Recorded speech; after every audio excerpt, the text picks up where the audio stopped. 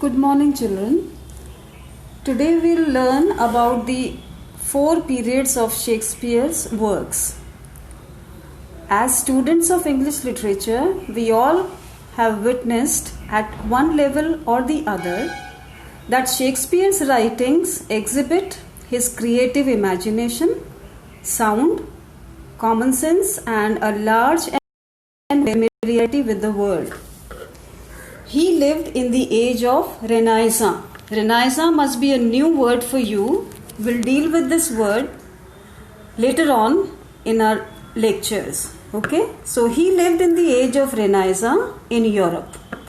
The intellectual environment in which he lived was charged with the new ideas and was immensely stimulating. Shakespeare was preeminently endowed with extraordinarily assimilative mind to turn everything he came across in a universal experience which he dubbed into word. Now we'll see, according to the periods, the great works of Shakespeare. Shakespeare's works. Shakespeare's literary excellence rests on his 37 plays. How many plays did he write? 37. Two narrative poems named Venus and Adonis and Lucrece. These are his two narrative, means long poems, and a sequence of 154 sonnets. Remember, he wrote 154 sonnets which were published as a book.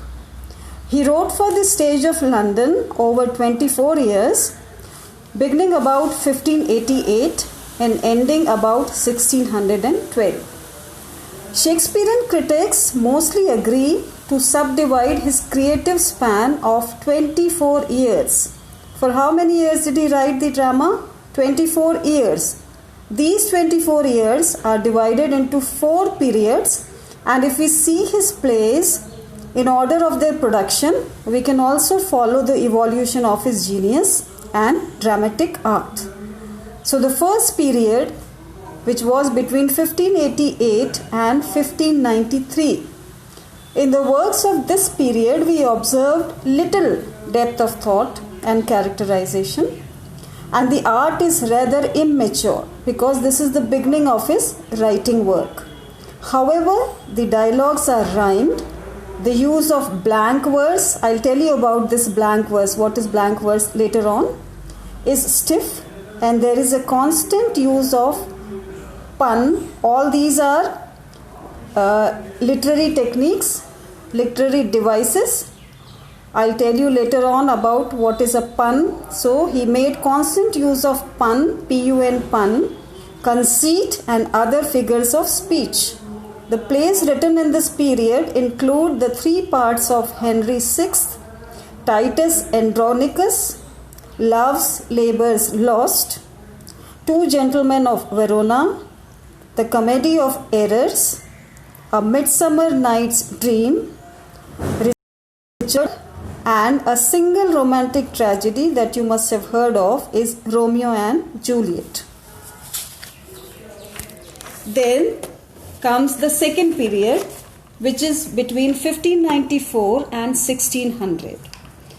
Defying the influence of his earlier masters, Shakespeare begins to rely on his own independent technique and genius.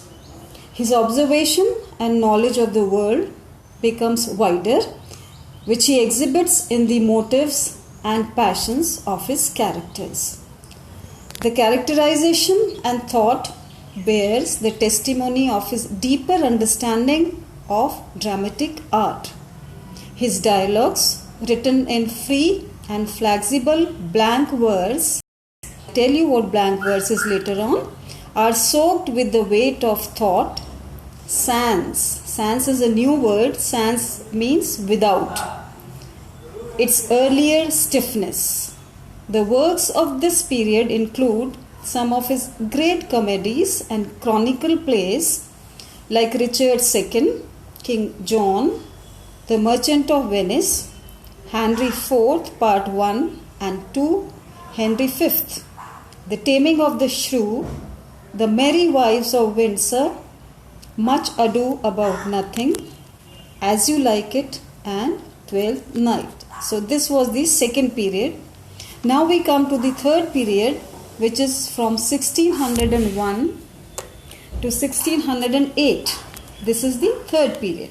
In this period, Shakespeare's dramatic power, his intellectual power, and his power of expression are at their highest. This is the period of his great masterpiece tragedies and serious comedies. He portrays the evil, sinful and flawed side of his protagonist. As I told you earlier, protagonist means the hero of the play. And even in his comedies, they are somber. The tone of his plays is grave and serious. The great plays of this period are Julius Caesar, you must have heard about him, Hamlet, All's Well That Ends Well, Measure, Troilus and Cressida, Othello, King Lear. Then you have this play prescribed in your second year, Macbeth, Antony and Cleopatra, Coriolanus and Timon of Athens. This was all about the third year. Now comes the last and the fourth year of his writing. It is from 1608 to 1612. This period is marked with the decline of Shakespeare's dramatic powers. His characterization lacks depth and passion, and is often careless in construction. However, the focus from evil is shifted, and the poetic justice prevails to let the good win ultimately. Three plays, Tempest and The Winter's Tale, are considered to be written solely by him, whereas Pericles and Henry III are believed to be completed by his friend and fellow dramatist Fletcher. So children, this was all about the 4 periods of Shakespeare's writing. Thank you.